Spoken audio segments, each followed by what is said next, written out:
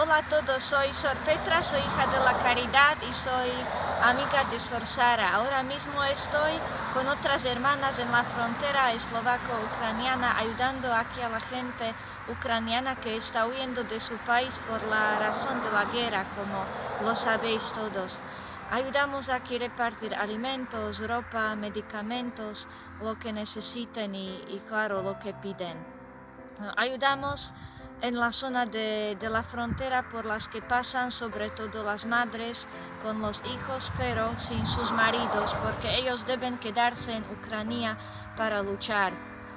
Y eso toca mucho el corazón ver a las mujeres llorando, son muy tristes, nos hablan del horror de la guerra por el que muchos ya han pasado, porque muchos vienen de la zona donde se lucha mucho, de Kharkov, de Kiev, y claro, son muy tristes porque entran en un futuro incierto.